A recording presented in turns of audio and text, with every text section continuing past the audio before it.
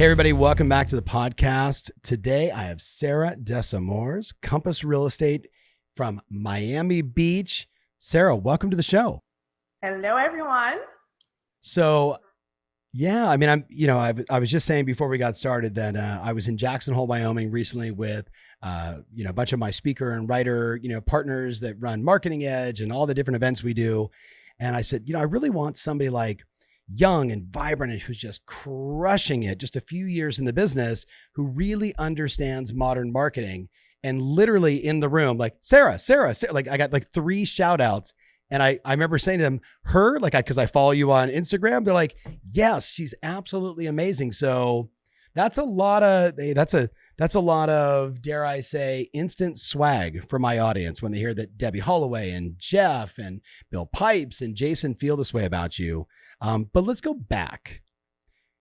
2015, you're living in Montreal, you're working for like Scotiabank, and then all of a sudden you're a real estate agent in Boca. What happened? Well, just a few corrections. So it was actually 2014, right? 2014. So okay. 2014, and I moved to Miami. So I was in a relationship with a guy that was in Miami. Yeah. And then I was pregnant. So, I decided to have my daughter in Canada because Canada is better for healthcare. Obviously, I was born and raised in Montreal. Yeah. And our plan was, when she's born, after a couple of months, you're going to move, you'll move to Miami. And I was ready to make the risk. I was engaged. We were ready to go. And I'm like, okay, we're going to start a family in Miami and everything. And I left everything I had in Montreal, all my friends. And, I worked for Scotiabank. I worked in mortgages. I never had to solicit one client ever in my life because I knew everyone.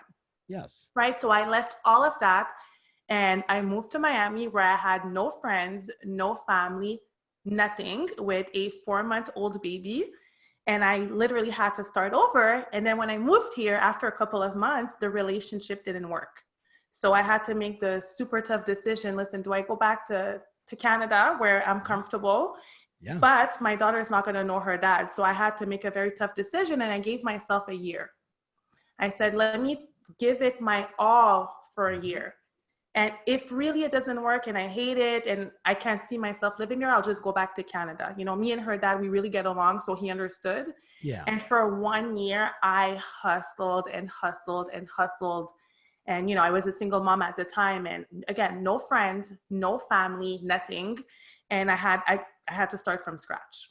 So Sarah, someone's going to hear that story and I'm just such a fan of like fighting through the resistance, and that all of your real sort of joy and happiness and growth comes outside of your comfort zone. A lot of people are going to think, man, I would have just hot-tailed it back up to Canada. I got parents there. That guy can get on an airplane.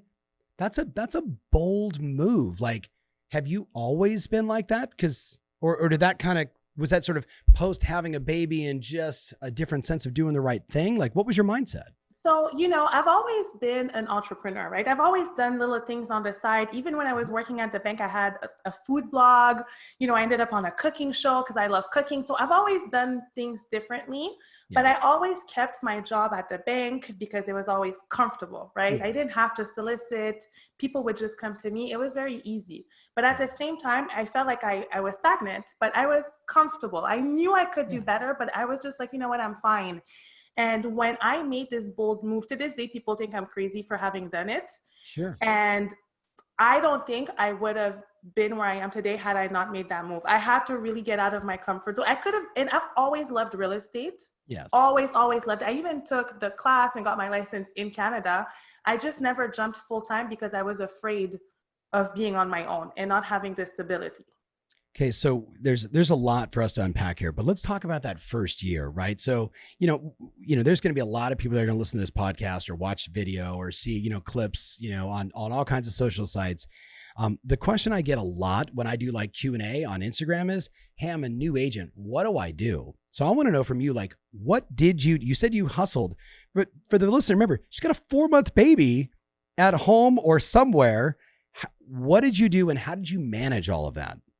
It was tough. I'm not going to start being all inspirational at first. No, I got it. To this day, I think that was one of the toughest moments of my life. I think I had postpartum depression, but I Sure. also think it was a combination of changing countries. And, the States are completely different from Canada, not having Right. friends, not having a support system. So when I tell myself that I want to do something, whether it's traveling or a career move, I do a lot of research before I do it, right? Got it. So again, I worked in mortgages.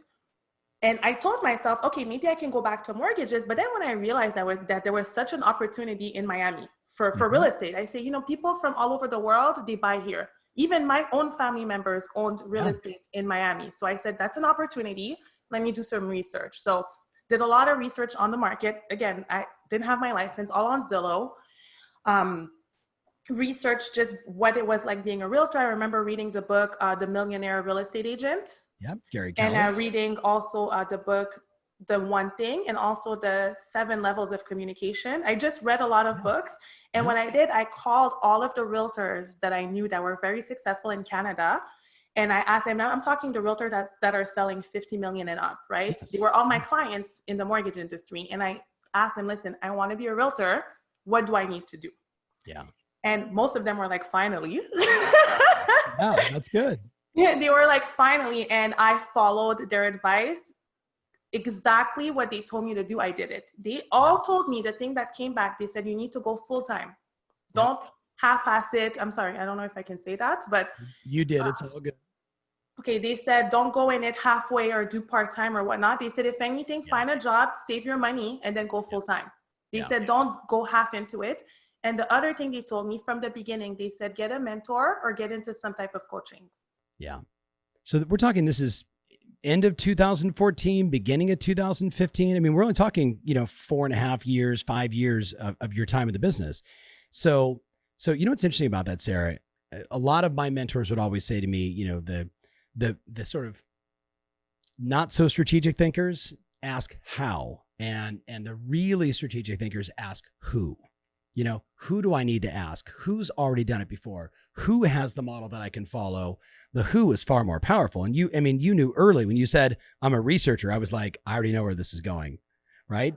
So tell me about year one. Like, where did your clients come from? You saw this opportunity. You're looking on Zillow. You're thinking, Canadians buy here, and, and people from South America and people from all over the world and people from Miami move up and down and around. Right. But like, what did you do to generate clients in year one? Okay, so reading all these books, I had no budget. I had money to buy books, right? I could go on YouTube all the time, but I didn't have the money that I had to be very careful. I had to pay daycare for my daughter, and I had to pay rent where I lived, right? So I said, I don't have money for Zillow. I don't have money for systems or whatnot. Mm-hmm. So to get clients, well, what I did the first year, I'm not with them anymore, but I joined Keller Williams because they were the only company that offered training. So while I was at Keller Williams, I learned scripts. Yes. I learned expired scripts. I did bold. I learned how to call my sphere, etc. So I just practiced the script. That's one aspect of it. Another aspect is that I would go on LinkedIn and just find anyone and just be like, hey, how can I help you in your business? I know a lot of people in Canada.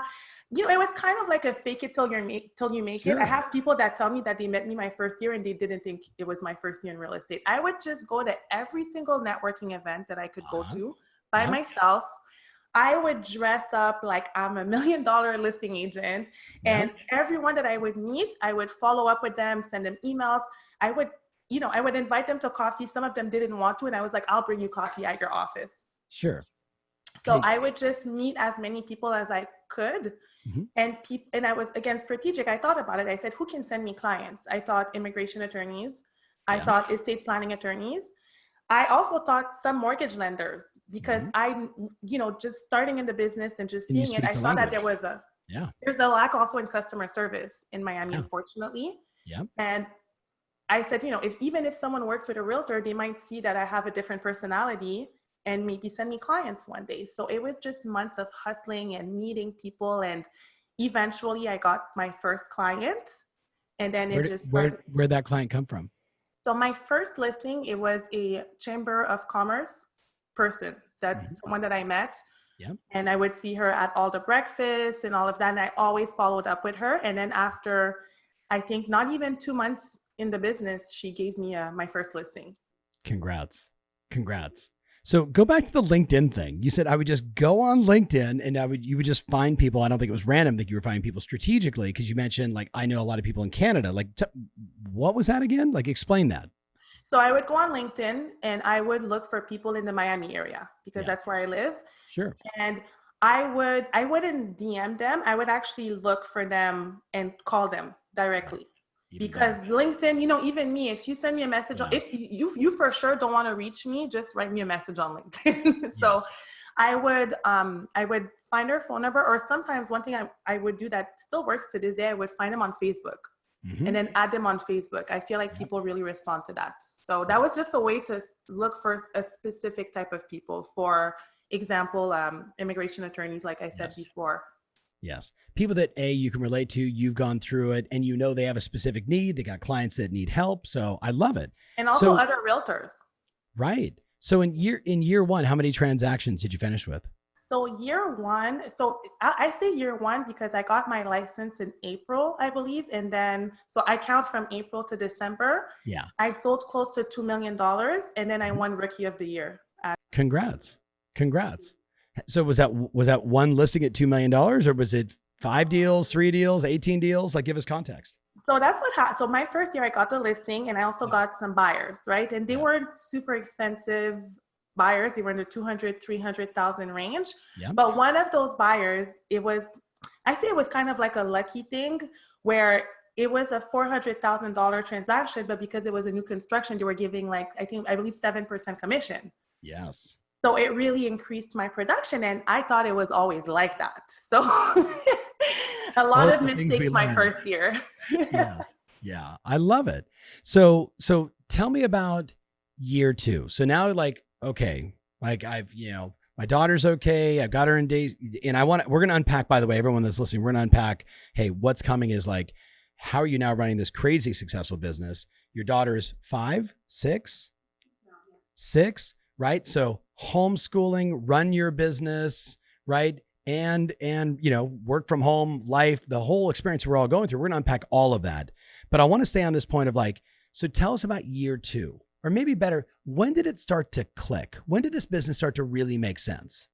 Okay, so year two. So year one, I was like, woohoo, this is awesome. I'm balling. This is great, blah, blah, blah. I overcame. Yeah. Year two was the toughest year of my entire career in real estate, because year two, so basically year one. So what happens, even to a lot of realtors, even people that I talk to now, everything goes well. You have 1 or 2 deals under contract, and then you stop prospecting because you're I'm good, I'm fine. Yeah. And so you don't prospect, and you don't go to as many networking events because you get busier. You don't send as many emails. You don't contact as many people because you think that you've made it. Yes. Okay. So year two. First of all, I just want to say, I love you. And by the way, that happens for people after year 5, year 7, year 10, year 20. Yeah. I learned it the hard way. It was literally a punch to my face. Yeah. Okay. So year two, I had some clients and things were going pretty well, I thought. Yeah. And I did have a couple of deals. It wasn't a lot, but it was still, it was going well, but I was kind of this is not going as easily as, those past couple of months the year before. And then something happened where, and I'm being super honest with everyone listening to this, and I'm open about it, but my second year, in 1 month, I had 4 deals fall through. 4 deals. So those were all deals that I was waiting for, that I was oh my God, this is it. I'm good. I have 4 deals. 4 of them just fell through completely for different reason within 6 weeks. And I panicked. I completely panicked. I didn't know what to do. I had no more money. I had some savings, but I'm I can't survive that long with these savings. And for a month and a half, I had to make a super tough decision. I had to find a part-time, which it wasn't really a part-time. So I drove Uber for 6 weeks. So I heard part of this. So I'm so glad you were just straight up for hey, I had to do whatever. I'm a single mom. I got to do whatever it takes. So what was that? Yeah. What's crazy about that is that I did it and I was super embarrassed about it. And I know my parents could have helped me. I know people could have helped me, but I'm very hard-headed. I don't like to ask for help financially ever. Yeah. So I'm like, I'm going to do what I have to do. And by doing that, just for 6 weeks, I got 2 clients. Really? Really? You heard it here first, ladies and gentlemen. If you're down on your luck as an agent, Uber. Just not in California, but only my California friends will appreciate that. So, all right, you do that, you make the transition, and then what happened? How did you finish year 2? Or was that the end of year 2? So year 2, so I did that, but then everything came back. But while I was doing Uber, and even when that happened, I got this epiphany where I'm like, there's no way in hell that I'm ever going to let this happen to me again. I said, there's no way that I'm going to put myself in a position where I have to find a part-time job, because I really love real estate. I really realize this is something that I want to do. It's something I love doing. I love helping people. I'm like, there is no way that I will do anything else but that. Yeah. And I said, the only way that I can never go back into that situation is if I prospect. It's not just about going to events and whatnot. It's, you have to pick up the phone and you have to prospect. And I am not someone that grew up in Miami. I don't have a bunch of friends here. I don't have clients that are come left and right. I wasn't there yet. And I said, I need to pick up the phone, and I need to do it consistently. Yeah. So where did this resolve come from? Are you the first child, the only child? There's no way you could be the baby. I'm just guessing. Yeah. Yeah. That anyone that has kids, you know what I'm talking about. If we were all kids at one point, so we get that, right? You sound very first child. I'm going to make my own way. I'm going to do whatever it takes. I'm not going to ask for help. That certainly served you a lot.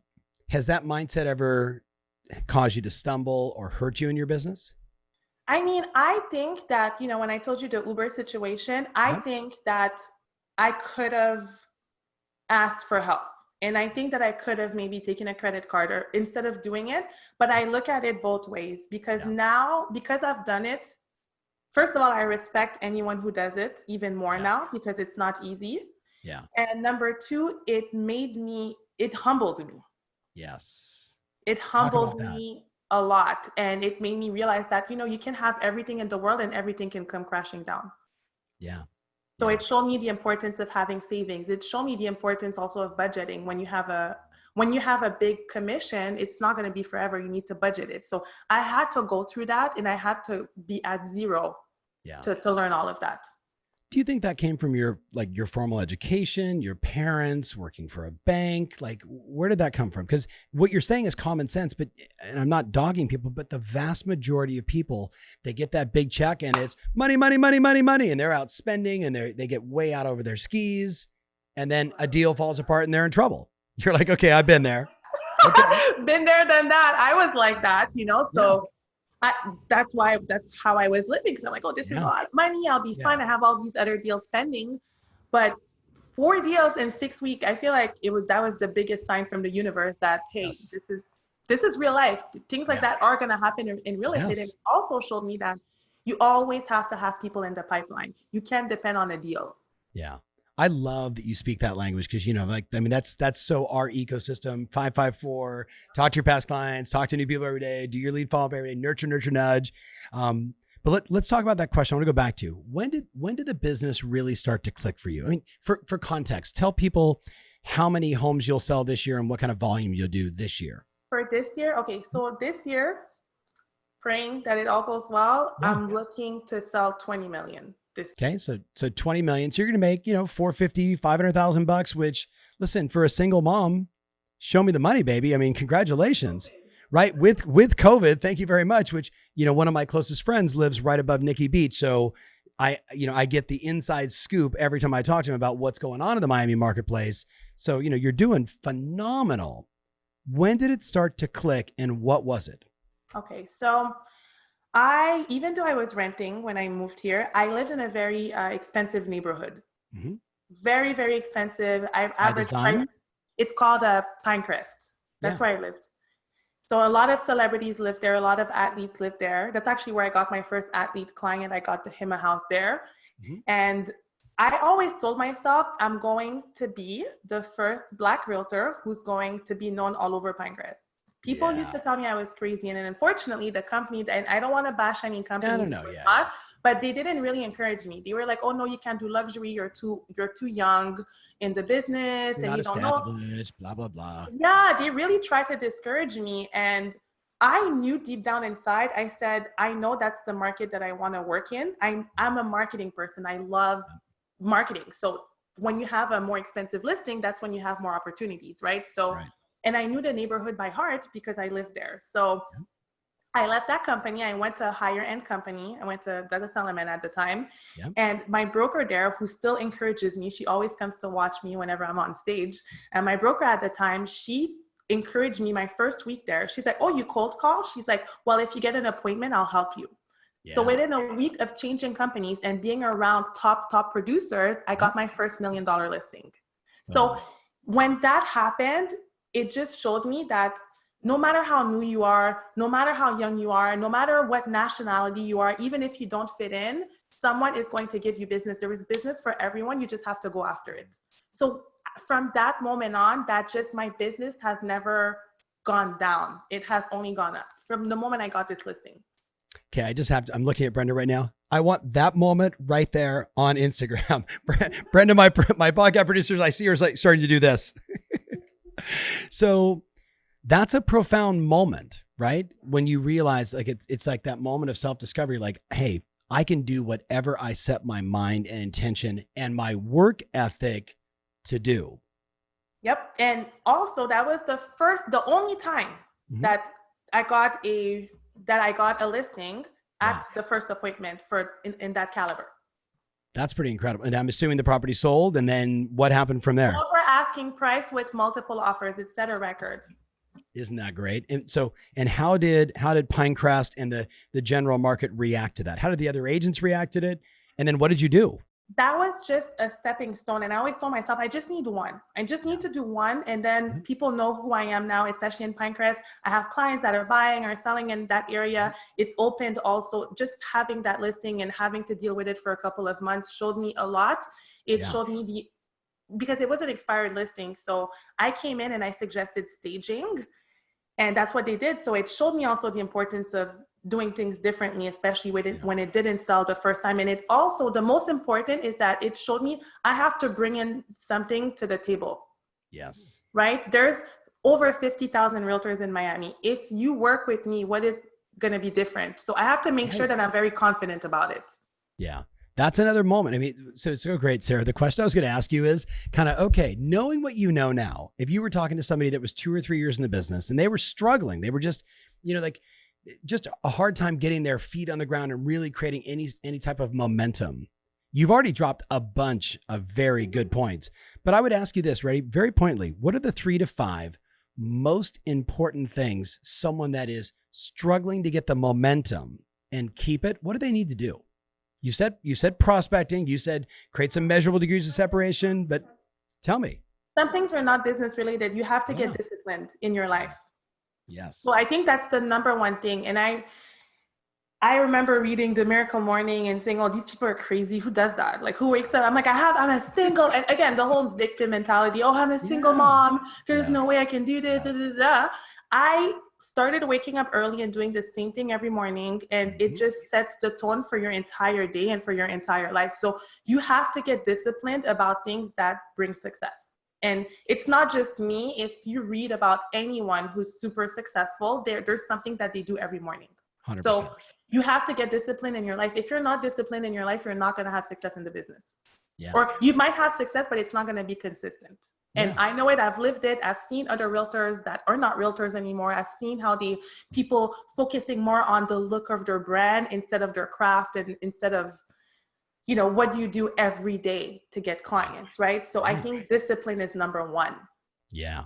So discipline, morning routine, discipline, prospecting. And I love how you said discipline your craft, right? Because a lot of people, they want the fancy photos, they want the great looking video, they want the beautiful brochure, but it's like, no, earning that. Like I have a friend of mine who makes knives. I have another friend who makes wine, small batch. They don't do a lot of it, but they do it with so much passion, intensity, and discipline that the product is extraordinary, right? I mean, I'm hearing kind of the same thing. So discipline is number one. What's number two? I would say not just discipline, but practice and just learning all the time. You need to know the business. I remember even before I was in coaching, I was watching your videos on YouTube all the time. I was listening to your podcast all the time. I was reading the blog every single day. You know, even Ryan Serhant, he has a lot of really amazing videos on YouTube. There's a girl, Loida Velasquez, who of course did that cold calling. So I would, every day you need to get better because you want to outwork other realtors. You want to make sure that you know more about the business, you know how to handle objections, and also how to present yourself and how to speak to sellers, how to speak to buyers. But you can't just learn that like just by yourself. You need to, and we're so lucky that we have all these videos now. It wasn't like that before. Yeah.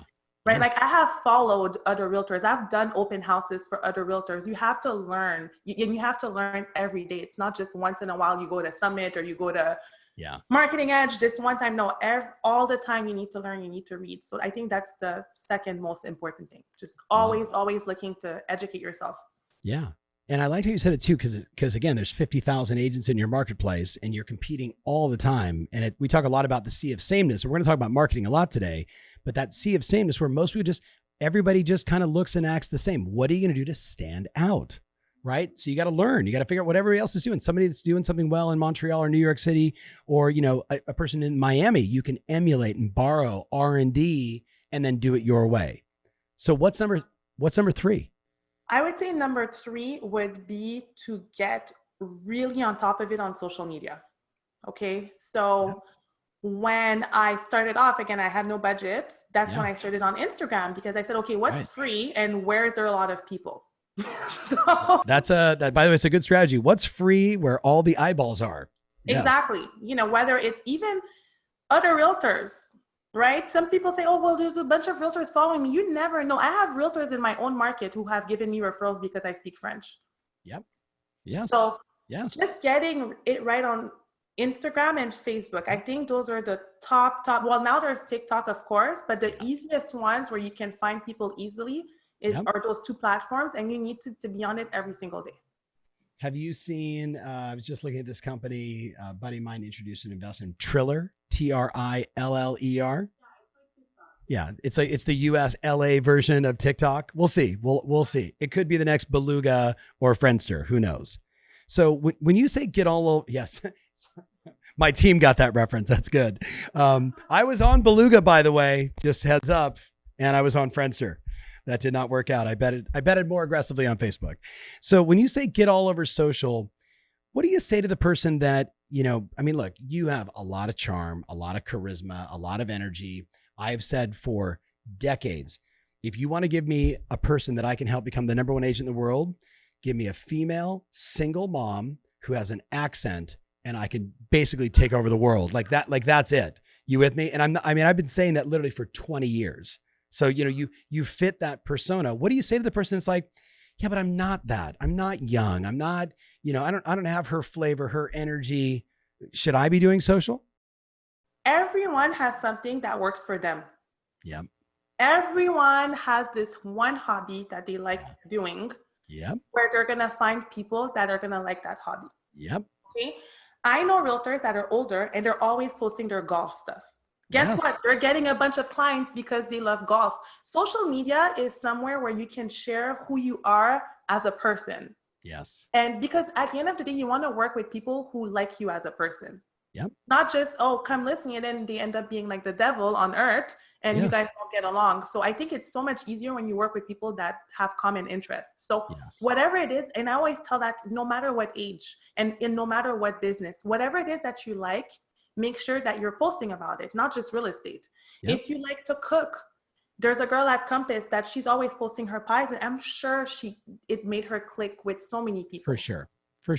But, so just find what you like and share about it. I think it's easy when it's something, it's not like forced. If you like to cook, it's not forced that you have to post a meal that you're cooking. You do it all the time, right? Bingo.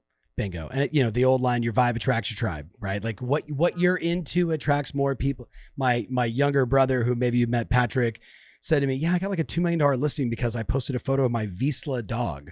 And the guy's like, you have a Vizsla, I have a Vizsla. That's a very rare dog. And you know, hey, and you're in the real, we want to talk to you. And he's like, I got to come list me call for $2 million because I post photos of my dog. It's the same thing. It's so true. Well, it's the same with my daughter. I remember Yes. my parents, my parents I'm Caribbean, I'm Haitian, so they're very old school when it comes to sharing your children on social media. And, some family members were panicking, oh no, don't share your daughter, etc.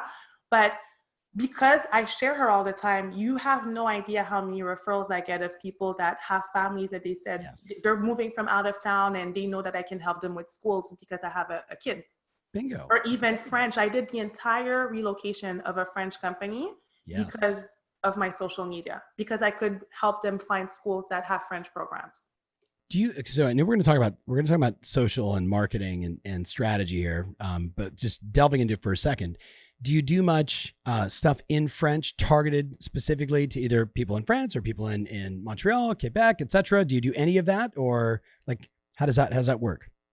I don't target French people because most of I want my videos to be more international, and English is a more international language. That's how I operate.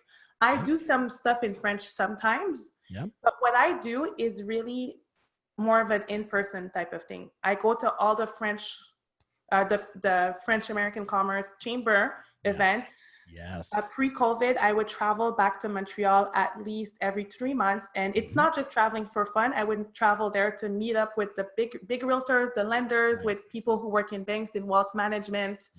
Or even here at my daughter's school, I'm pretty involved. I'm more in the community, community, rather than just targeting them on social media.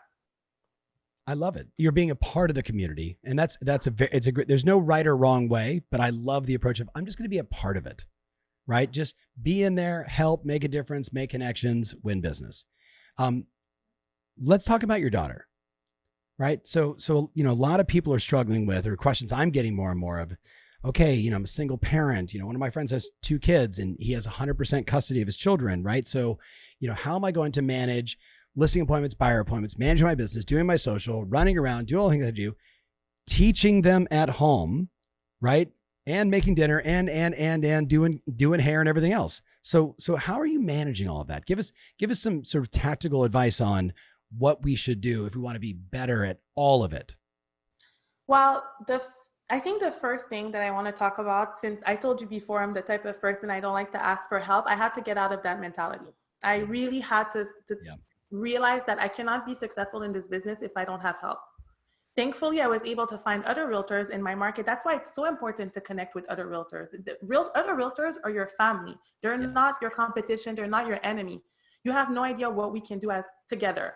I have other realtors that are also single moms or have a family. I have realtors that told me from the beginning, Sarah, whatever help you need, you can just drop Eva with me. And I've had to use them a couple of times. I've had to, hey, I have this last minute appointment.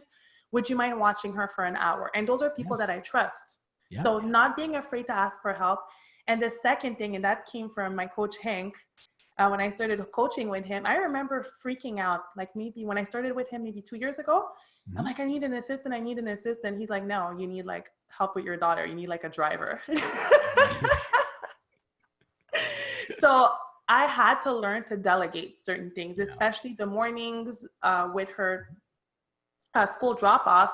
I'm sharing a nanny in the morning. I actually had found another nanny for her for the ballet and tennis, things like that. Although I love taking her, but it would cut my day in half.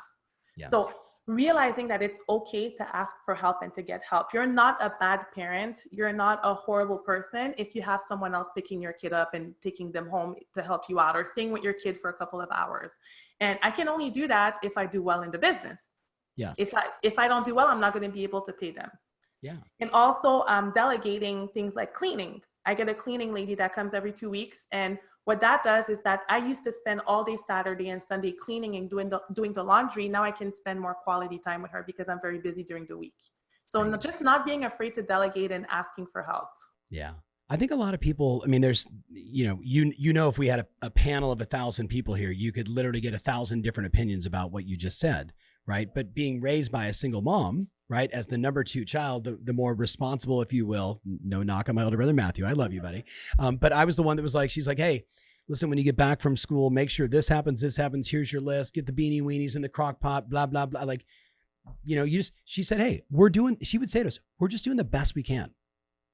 right? Why do we always have crappy taco salad on Tuesdays? She's like, because it's just easier for me to just have the same 5 or 6 meals. Like now I understand what she was going through. So trading money for time.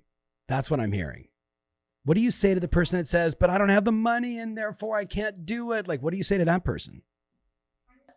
I was the person with no money that couldn't do it. So I had to find friends and I had to find people around me. Now, thankfully, I have some family here.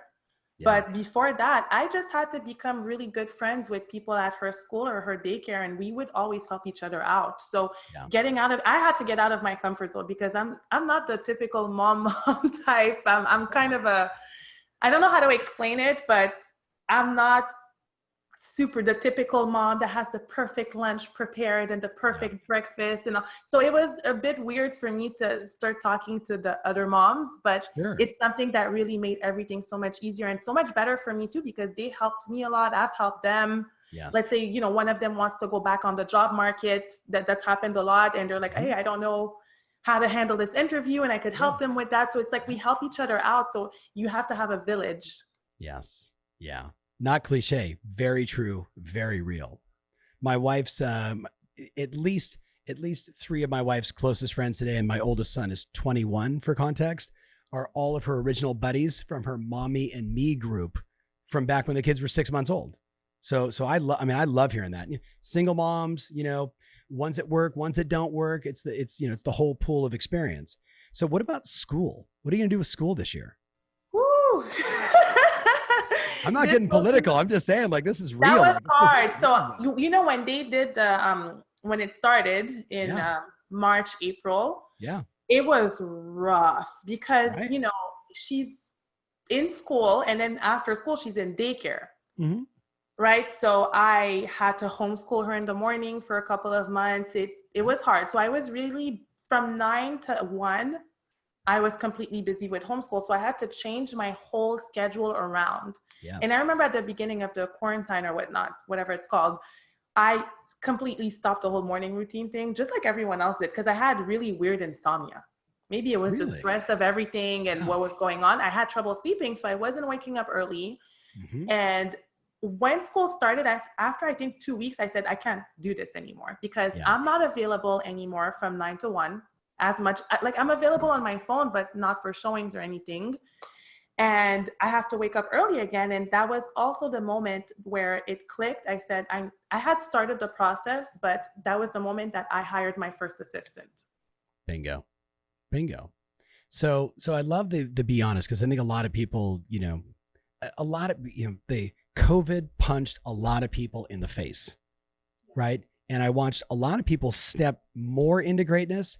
And I watched a lot of people I love and respect that were just like, I can't sleep. I'm totally dealing with all the uncertainty. I've got kids at home. Like I went from being an empty nester to all my college kids moving back home to my house. And like, so it created a lot of angst for people.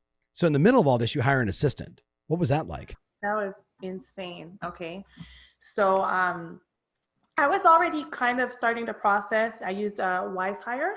Yep. Had a couple of people, and I when you just start and you're not really into it, but then I'm the type of person where I look at the opportunities. Yeah. So when COVID started and I saw that my business was still rolling as usual, even almost better, because I was already doing the virtual tours. I was already FaceTiming my clients and showing them properties, and I was already doing that. So things didn't really change. People were even more upset that, sometimes we couldn't do a showing, right? So when I saw, hey, my business is still going, how am I going to figure this out with my daughter at home? I need help for the admin stuff. Yeah. I'm a great salesperson. With admin, I'm horrible. Yes. 0, not good, late, all over the place. No SC in your disc profile. lot of I, lot of D. Yeah. High D, high I, not, So I said, a lot of the things that I do in the morning, sometimes I waste a lot of time with admin stuff. So I hired my first assistant, and obviously she couldn't start at the beginning because I didn't know if offices were going to open. It was a bit weird. Yeah. And then after about a month of hiring her, so early May, I was freaking out and I was like, can you start like virtually? Yes. And she started virtually at first part-time because it was a lot of learning at first, the systems and whatnot. for about 2-3 weeks, and then she became full-time. This changed my life. I think it's changed my career. It's changed my customer service experience with my clients because I can be more present when I'm talking to them. I'm not freaking out looking for paperwork or trying to send something through Dotloop while I'm doing a showing. Right. So, during COVID, I just look at everything as an opportunity. I said, okay, during this time, a lot of realtors are going to fall off because I was seeing it on Facebook, Instagram. People were full of excuses, complaining the whole time, talking politics, just looking at like the worst case scenario. But the way I looked at it, I said, okay, even if there's a war, people are going to look for a hut. Okay. Right. Exactly. I said, we're lucky. We're in a business where people are always going to look for a roof over their head. Yes. COVID or not. Yes. So I said, okay. Yeah. So what did you do differently once you had the assistant in place? Oh my God. So it's funny on my vision board, I have the wording customer service excellence. I love that. So tell us about that. What did you do? So even before looking for the assistant, I wrote down a list of my processes, right? Like, okay, I get a referral from a realtor. What do I do next? Do I send them an email to say thank you? Do I send them a handwritten note? I just did all my processes for when I get a buyer, when I get a seller, when I get a tenant. I just wrote all of them down. And as I was reading it, I'm like, wow, it would be really great if I really did that. All these amazing ideas. But isn't that like, we've talked about, I'm certainly with your coach, Hank, right? Like it's the if this, then that. And I think what most people make the mistake, and there's a great lesson here for everybody listening is, what Sarah did is she said, here's all the ifs. If this happens, I should do this. I know I should do this, but we don't because we don't have help. Exactly. Or even if I want to do it, I don't have the time. I was completely overwhelmed. Yeah. Right. Yeah. Just an example, when I finish a transaction, sending out an email asking for a testimonial, sending a thank you. Or when I get a referral from a realtor, just having a templated email to tell them thank you and to send them a gift. Or I'm like, it would be great if I did all that. So just by writing down my processes, I'm like, ooh, that would be awesome. Yes. And then with having an assistant, everything is getting done without me even realizing. How long is that list now of if this, then that, your processes? How many pages is that? 5 pages. Yeah. And it's ongoing. It keeps of course growing and growing. So it's just, for me, I'm about quality, not just quantity. The experience with my clients, I want it to be extraordinary. I want them to love me. I want them to write me a testimonial. I want them to refer me to their friends and family. And that's not going to be done just by me selling their house and for them getting a lot of money. It has to be a good experience from start to finish. So that was my biggest goal for this year. Because last year I was so overwhelmed, I felt like I kind of fell off. Because, in business, when things start picking up and going really, really well, there's a few things in customer service that are not the same. You don't respond as fast, or, little things happen where it doesn't make the customer service experience as good as it was when you only had 2 or 3 clients, right? Yeah. So I said, I want to get back to that, but I can only do that with help. Yeah. Well, what happens when we get busy? Client experience drops, marketing and prospecting drops, right? Those 2 things all the time. But I realized I want to keep prospecting. So what am I going to do with the rest? So I had to get help. So were you able to take that list, give it to your assistant and say, this is what I want done every single time when X happens, do Y? Yep. It's like very, very precise, very specific. And again, it changes all the time, right? Like I had a template. So for example, just to give an example. Yes, so please. When a client goes under contract, I have an email that I send them with a big congrats. And with a copy of the contract and with all of the dates that are important, letting them know that, listen, this is what you need to do next. And I'm here if you need any help. Here's my assistant. She's going to be with us throughout the entire transaction. I CC the attorney, I CC the lender. And just that email. And also in the email, I let them know you're going to get calendar invites. So I can't live without a calendar. Right. Exactly. So they know that they're going to get calendar invites for all of the deadlines and everything. Just that email. I have had clients, especially when I get a referral from another realtor, they'll go back to the realtor who referred them. They're like, oh my God, you referred me to like someone that's like insane. Like I have older clients that are like, this is like my 15th transaction and I've never had anyone do that or be disorganized. But it was all a matter of like having processes. Bingo. And then ultimately being able to turn it over to somebody else and letting them make sure it happens every single day versus you being busy with your daughter or buyers and sellers. Exactly. And those are all things that they're useful, but they're not like lead generating type of things, Yes. right? So Yeah. just having down your processes and enhancing customer service, that was my goal for this year, because I say if people are happy with the work that you do, this is all you need. It's why, you mentioned the Rolls Royce of realtors. Yes. I didn't even have all of that. And that's the experience I was giving my clients when I only had 3 or 4. Yes. And I want to continue that now. So let's talk about it. I'm going to go very granular with you. I want to talk about, like, tell me about your buyer consultation, or what's the process you have? Like, we talk about process here. So what is your buyer consultation like for a new buyer that's coming into Miami, or an existing person who's trying to figure out, help me decode the next neighborhood I should be in? What are the steps? What's the process you follow? So when I started off, I had more buyers than sellers. Mm-hmm. So I feel like buyers is really something that I narrowed down and that I know how to work very well. So I have a link, a Calendly link, where people can book me directly for a buyer consultation. So now I added the virtual aspect of it. I have different types of buyers. So there's local buyers, and I also deal with a lot of foreign buyers. So their questions are totally different. If I have a foreign buyer, it's a longer consultation, right? So usually what I do, even if it's a referral, I'll have them book it through the link, because then they can see what works for them, right? And then they can book me directly. It goes in my calendar. And then once they get that, they'll get the email, hey, looking forward to speaking with you either through Zoom or over the phone. That's what we're doing now. Yeah. Sometimes I did it in person, but even pre-COVID, I did a lot of it over the phone or on Zoom, because then you can stay at work. Yeah. Yes. It's less time, right? You don't have to go to the office, or it's just better for everyone. So I have a pre-buyer consultation. So the pre one, it's like 15 minutes, just, hey, what are you trying to do, blah, blah, blah. If I see that they're super serious, ready to get pre-approved and whatnot, then I schedule another longer consultation. So the first one is like basically warm up, build rapport, connect, and then figure out like who they are, what are they trying to accomplish? Are they in research phase or ready phase? Am I hearing that kind of? Yeah. Just me trying to get to know them, right? Yes. Sometimes I have Canadians that book me and they're like, yeah, I want to get like a waterfront property. Like my budget's $100K. They're like a little bit. You're like, okay, the Dominican Republic might have something for you, but not here. Right. So like it's just for me to kind of feel them out, to see where they are, to see also, I like to do personality matchmaking when it comes to mortgage lenders. Oh, I love that. What do you use? What's your process? Like, how do you figure out the personality profile? By talking profile? to them. So because I used to work in lending, I'm very picky with the mortgage lenders that I work with. Yes. Right. So I have the guy that's from New York, that has the New York accent. That's great with first-time home buyers. I have this other guy from New York who's straight to the point, who only works with super wealthy people, no time for BS, right? I have this other lender. She's amazing, patient, with first-time home buyers. I have 4 lenders that I work with that, depending on the personality that I'm getting from the client, I like to match them that way. I'm right 100% of the time.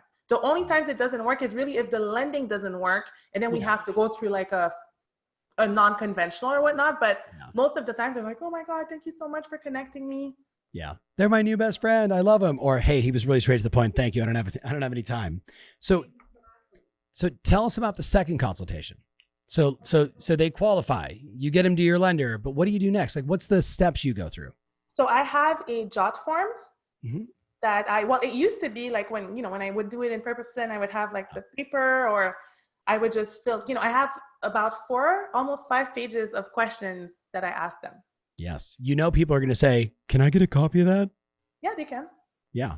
Brenda, let's put that on the blog when we post this. I really don't mind sharing it. It's very basic, but I find that those are the most crucial questions to ask, right? So give us an example.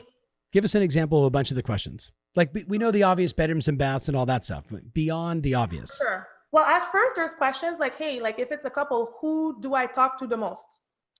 Great question. Very like basic questions. Or, hey, do you prefer that I text you, or that I call you, or that I email? Yep. Are there particular times that, are you not available at all? Or you're an attorney that you're really not available before 5, right? So just basic questions on, I'm here to help you. I don't want to be a nuisance. Is that the word? Nuisance? Yeah. Yes.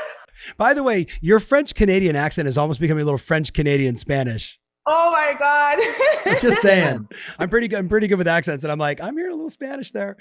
So, so you ask them all these questions to figure out like, what is the best perspective? What's the best communication strategy? Who's going to be on point? How can I help you type of Yes. thing, right? Yeah. And also timelines. We discuss, hey, do you need to sell where you live now? Like just getting to know them more. Timeline, when are you planning to come? When does your job start? Just getting to know their situation a little bit more specifically especially after they spoke to the lender, right? Yeah.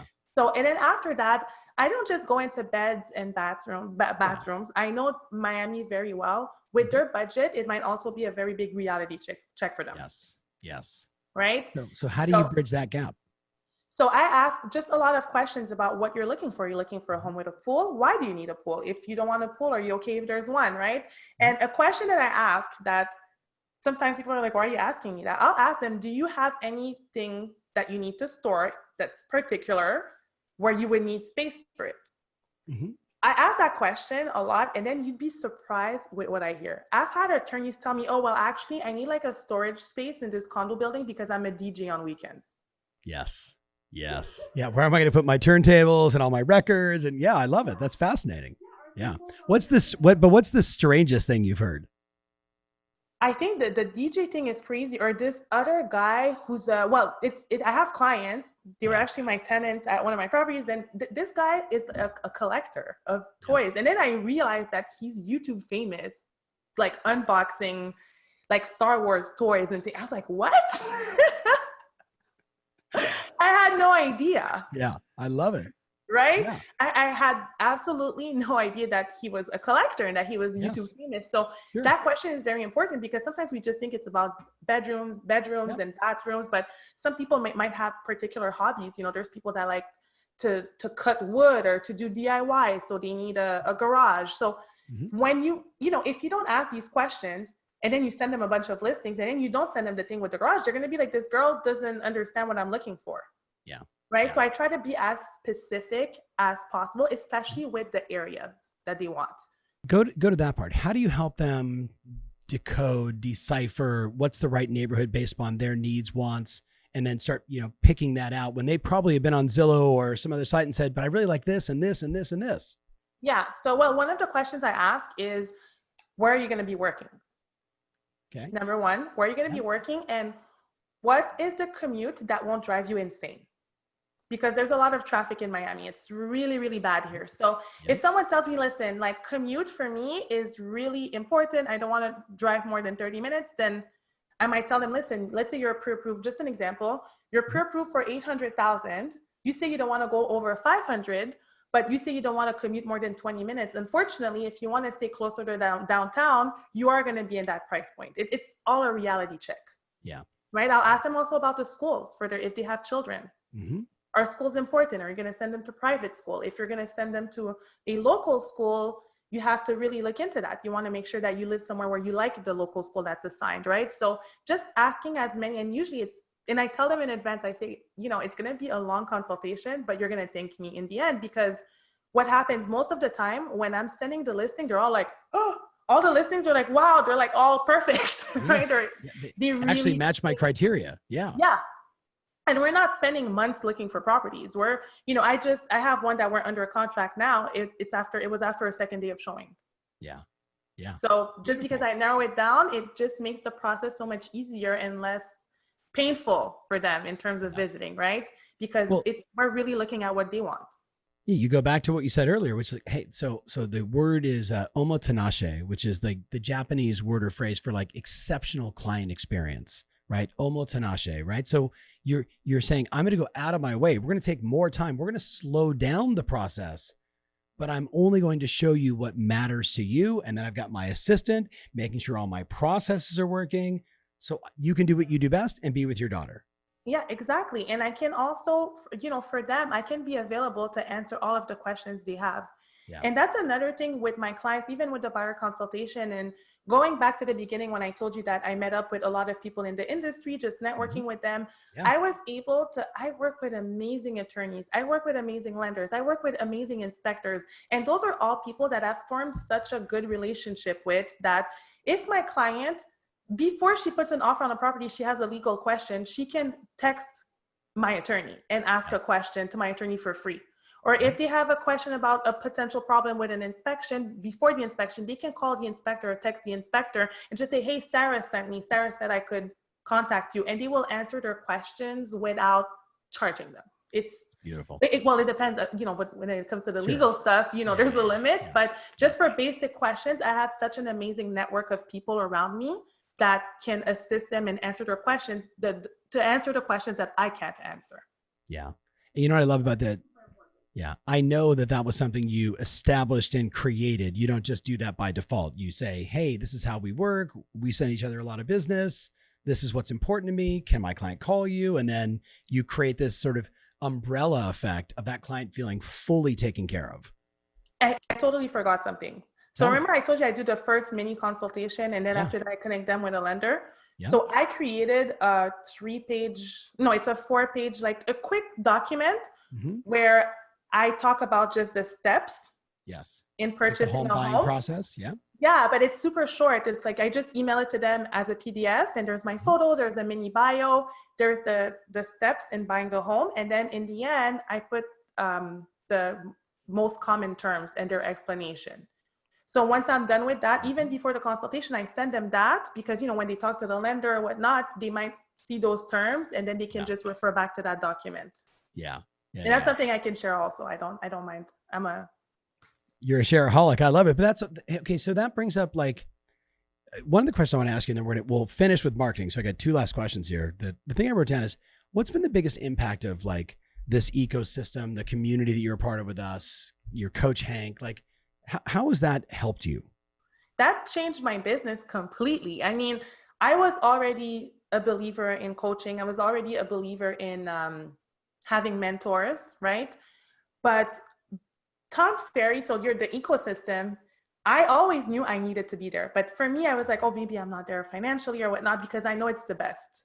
Yeah. And the moment that I made the decision to fully get coached, and not once every 2 weeks, I mean every week. So in elite coaching, when you're held accountable by someone that you pay a lot of money to, you have no choice but to perform. That's right. And it's insane. It's really even hard to explain what it does to you. Because especially when you start seeing results and you start seeing that you start making changes in the way you conduct business, but knowing that you have to report to someone every week and that you pay them. Right. Right. Right. It's just amazing to me. And also, I think the most important thing with the ecosystem is, imagine, I just have this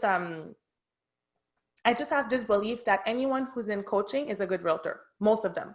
Yeah. Right. So just taking a regular realtor compared to the 50,000 realtors, let's say in Miami, the one getting coached is probably doing very well. So me being able to be connected with all of these agents that are doing very well, some of them are doing way, way, way, way better than me. And even the newer agents where I can learn from them because they're still open to coaching. So they might be something that I've never done, right? Like that's how I discovered Bomb Bomb, this new agent. All she does is send Bomb Bomb videos, right? So just being surrounded, they say you're the product of the 5 people around you. So in coaching, when you go to the events and in the ecosystem, you're surrounded by people who want to do better in their business. So that can only be an advantage to you.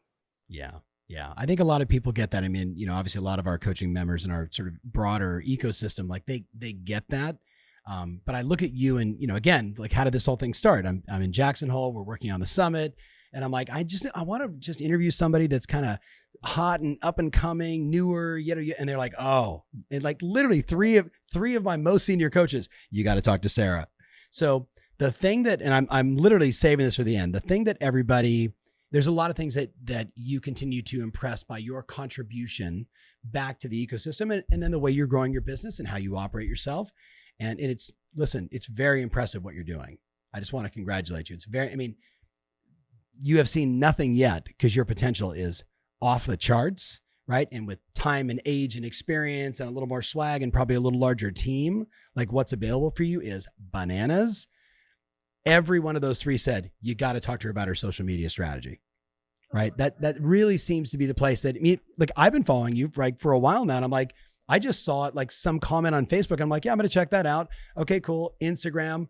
Wow. Like she's really crushing there. How would you describe your social media strategy, your approach to video, Instagram, Facebook, etc.? You kind of talked earlier about LinkedIn. Does that still apply? Does it not apply? Like, talk to us. Well, social media, and I mentioned it, it's free.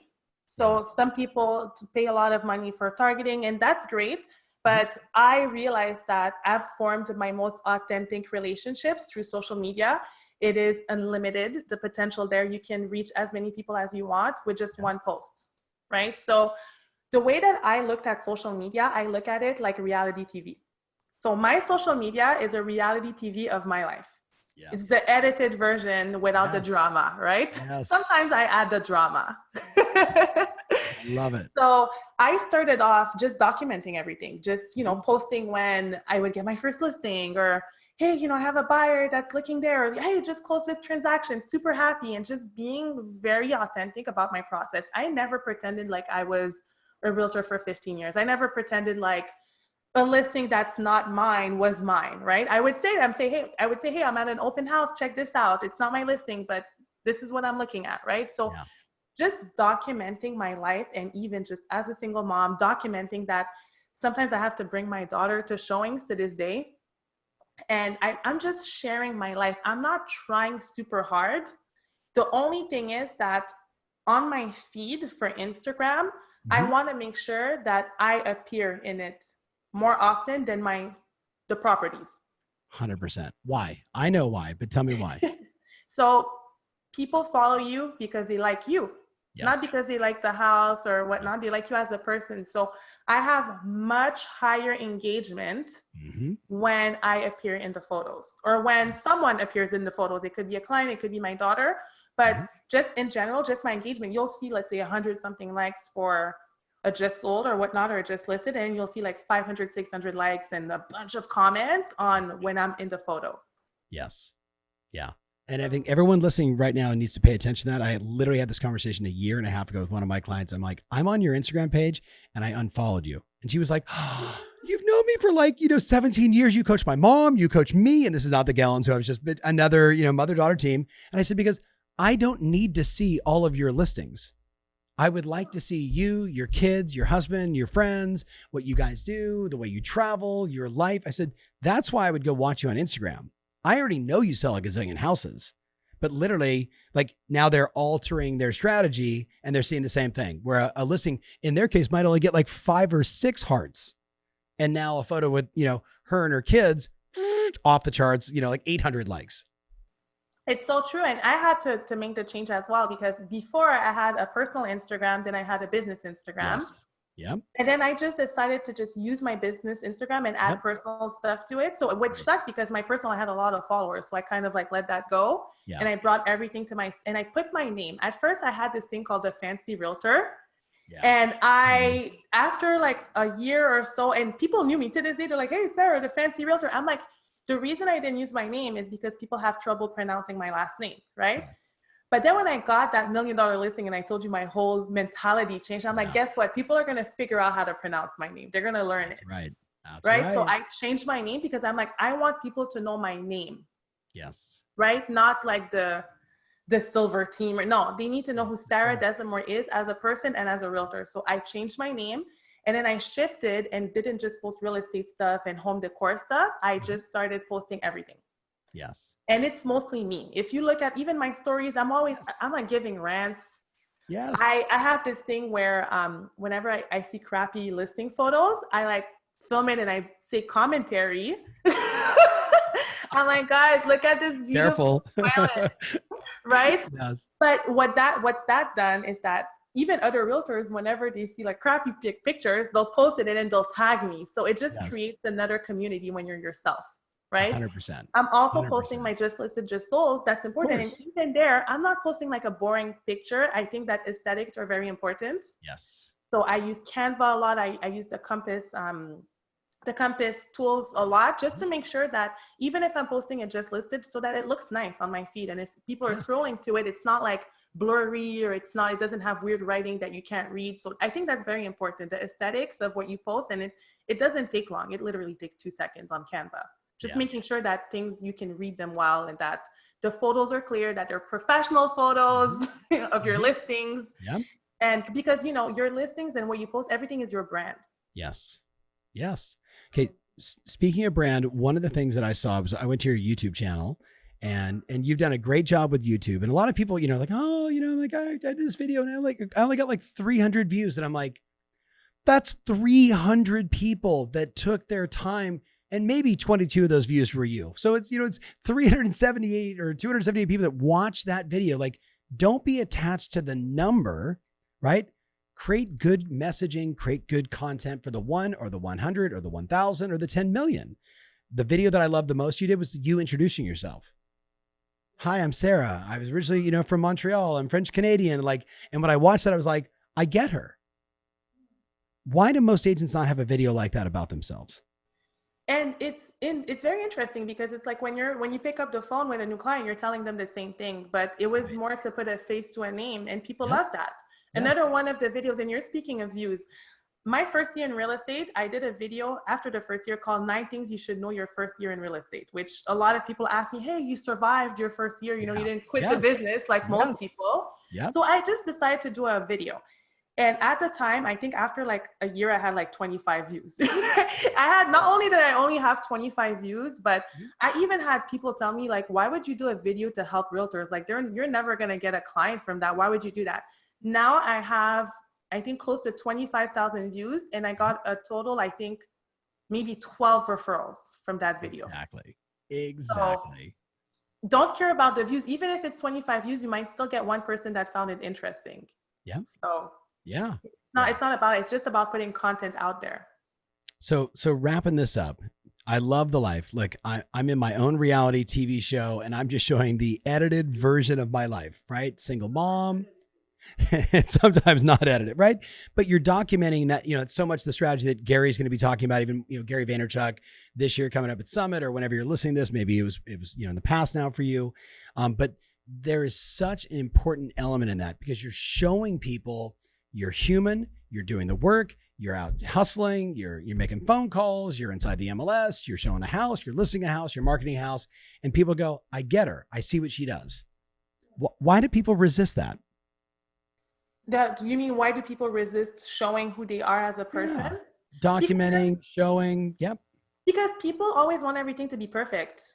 Yeah. And that's not what we want. Remember how back then Instagram, everything had to be perfect before the video? Yeah. And I remember Gary Vee spoke about it too. He said, no, raw content. Yeah. Raw content. Like if I see a peacock, I'm doing a video. I'm like, guys, Coconut Grove has a lot of peacocks, right? Yes. So, yes. And you know what it does too? And Gary Vee spoke about that a long time ago. He said, you have to become the mayor of your town.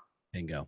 So when you're just showing what you're doing, people just see that, oh, she lives in Miami. Oh, she goes to this place and that place. That's what she's doing. That's where she's going around. So it just makes you even more relevant in your market, I find. That's right. I agree. So Sarah, this has been super fun. I'm really, it's really nice to get to know you on this level.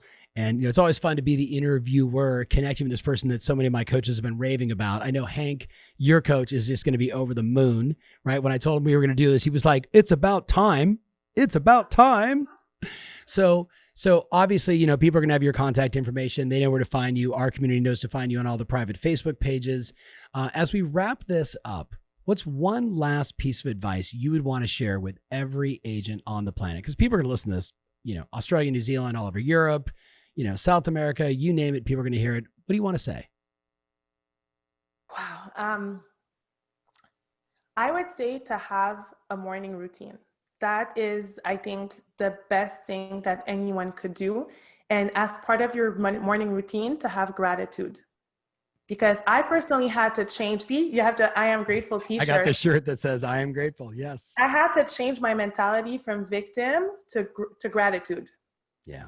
When I used to be like, oh, I'm a single mom and this and that. But then when you talk about gratitude every morning by yourself, journaling, but alone, I realized we are in a business where we have the flexibility to be with our children, and we have the opportunity to make as much money as we want. It's unlimited. So there's a lot to be grateful for. So just having a morning routine and making sure that gratitude's a part of it, that's life-changing. Yeah, that's beautiful. That's beautiful. Listen, thank you so much. Love to your daughter. I'll see you virtually at the summit in a couple of weeks. Yeah, I can't wait. Right. And I know all the coaches that recommended this are going to be super stoked we did it. So So listen, for all my friends out there, follow her on Instagram. She's absolutely amazing. You'll definitely get a taste and flavor. We'll make these, the 2 handouts available on tomferry.com on the blog when we release this. So Sarah, I have this vision. I see you making $5 million a year. I'm just planting that seed in your head. So just get ready. When we finally get together face to face in a COVID environment, I'll tell you exactly how to do it. I'll tease you with that promise. That would be amazing. That's a dream of mine. You got it, my dear. Well, listen, everybody, make sure you share this, heart it up, make a comment or two, give us some stars. Let us know what you think. If you're on the podcast, Podbean, or wherever you're listening to this, iTunes, et cetera, it always means a lot to me. And we'll keep contributing as much as we can to your greatness. We'll see you all soon on the next podcast.